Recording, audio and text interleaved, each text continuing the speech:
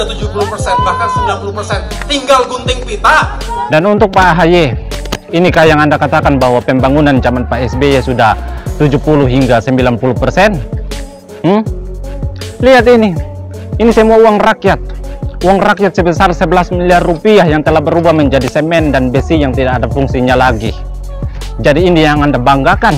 Jadi kalau Anda mau tetap bertahan dengan gaya kepemimpinan yang seperti sekarang, maka jangan kecewa kalau 2024 Partai Mercy rata dengan tanah. Sebaiknya Wapres itu dari anggota koalisi. Ada yang mengatakan zaman dulu nggak ada pembangunan infrastruktur. Nyatanya banyak. Yang kedua, direncanakan, dipersiapkan, dialokasikan anggarannya, dan dimulai dibangun sehingga banyak yang tinggal sudah 70%, bahkan 90%. Tinggal gunting pita. Setahun gunting pita kira-kira masuk akal nggak? Ya kita nggak perlu juga diapresiasi, tetapi jangan mengatakan ini kehebatan kita 1 tahun gunting pita. Itu namanya claiming sesuatu yang ya, saya kadang-kadang juga speechless juga mengatakannya. Tapi artinya kenapa sih kita tidak kemudian oke, terima kasih telah diletakkan landasan, telah dibangun 70%, 80%, sehingga kami tinggal 10% lagi gunting pita. Terima kasih Demokrat, terima kasih Pak SBY. Why not seperti itu? Untuk AHY, sebenarnya sindiran Anda untuk Pak Jokowi itu sebaiknya Anda berikan kepada ayah Anda sendiri, yaitu Pak SBY. Kenapa saya bilang begitu? Ya karena selama 10 tahun Pak SBY memimpin, beliau tidak pernah mengeksekusi program-program yang ditinggalkan oleh presiden sebelumnya. Saya ambil contoh jembatan Petuk di NTT.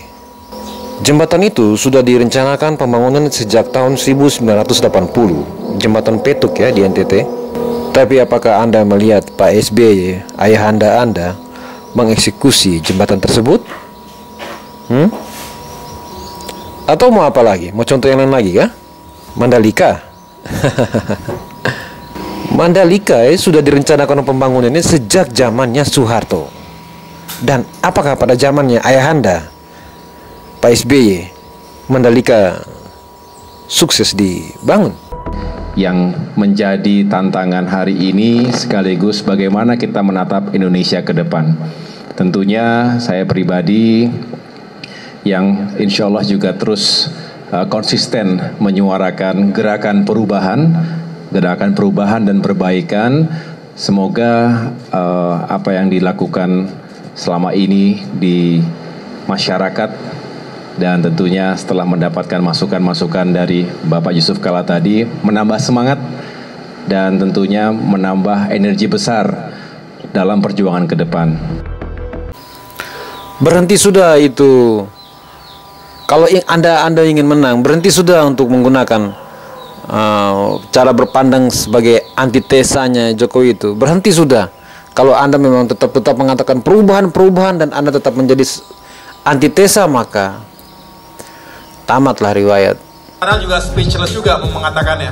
Tapi artinya kenapa sih kita tidak kemudian oke, terima kasih telah diletakkan landasan, telah dibangun 70%, 80%, sehingga kami tinggal 10% lagi gunting pita. Terima kasih Demokrat, terima kasih Pak SBY. Why not seperti itu? Dengan Pak Jokowi melanjutkan berbagai pembangunan mangkrak itu, sama saja dengan Pak Jokowi sedang membersihkan nama Pak SBY di mata masyarakat. Jadi seharusnya kalian yang sampaikan terima kasih pada Pak Jokowi, bukan malah sebaliknya. Beta ambil contoh jembatan Merah Putih di Maluku. Seandainya Pak Jokowi egois dan tidak melanjutkan pembangunan jembatan tersebut, maka apa yang terjadi? Sudah pasti masyarakat di sana akan mengenang nama Pak SBY seumur hidup. Dan kenangan itu kenangan negatif, bukan positif. Jadi jangan malah minta jantung kalau sudah dikasih hati, bos. Lagian Pak Jokowi melanjutkan berbagai pembangunan mangkrak itu untuk selamatkan uang rakyat. Selamatkan uang rakyat yang sudah berubah menjadi semen dan besi yang dipenuhi dengan lumut. Jadi Pak Jokowi melanjutkan pembangunan mangkrak itu untuk kepentingan rakyat, bukan seperti Anda yang hanya mementingkan diri dan partai saja. Sebaiknya Wapres itu dari anggota koalisi. ini adalah kewenangan daripada koalisi dan juga capres.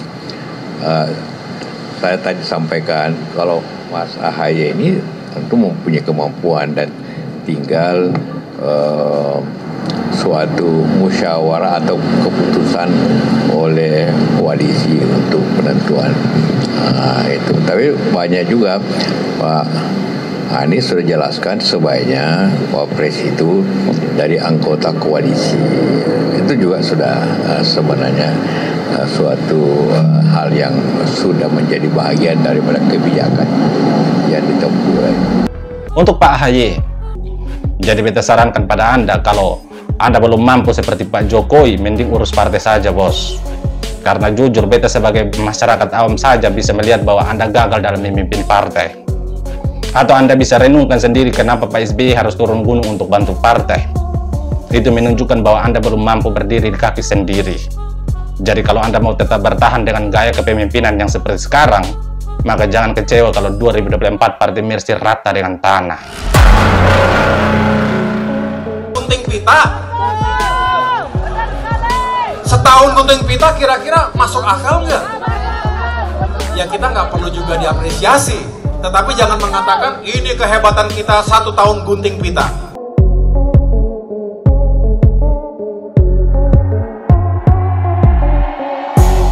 Saat ini beta lagi di tengah-tengah sebuah jembatan megah sepanjang 320 meter. Nama jembatan ini adalah Jembatan Petuk. Dan jembatan ini direncanakan pembangunannya sejak tahun 1980. Tapi itu hanyalah rencana yang dibuat oleh para mantan. Dan semenjak naiknya Bapak Presiden Jokowi, jembatan ini mulai dibangun tahun 2015 dan selesai tahun 2017. Artinya masyarakat NTT di PHP oleh para mantan selama 37 tahun.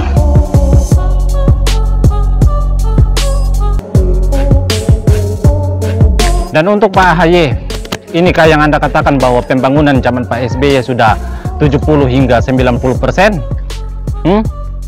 Lihat ini semua uang rakyat. Uang rakyat sebesar 11 miliar rupiah yang telah berubah menjadi semen dan besi yang tidak ada fungsinya lagi. Jadi ini yang Anda banggakan. Jadi untuk saudara yang nonton video ini, beta sampaikan bahwa 2024 tenggelamkan Partai Demokrat.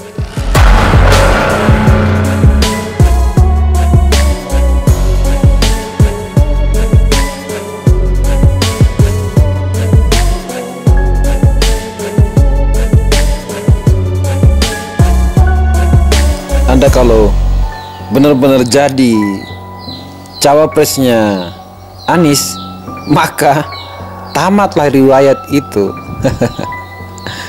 Maka lengkaplah penderitaan dari Partai Nasdem. Artinya apa? Gagal total tuh. Anies saja sudah calon seperti itu, baru ditamat dengan Anda yang AHY ini. Maka lengkaplah kesempurnaan sengsaranya Surya Paloh. Untuk saudara-saudara semua, mari kita tenggelamkan.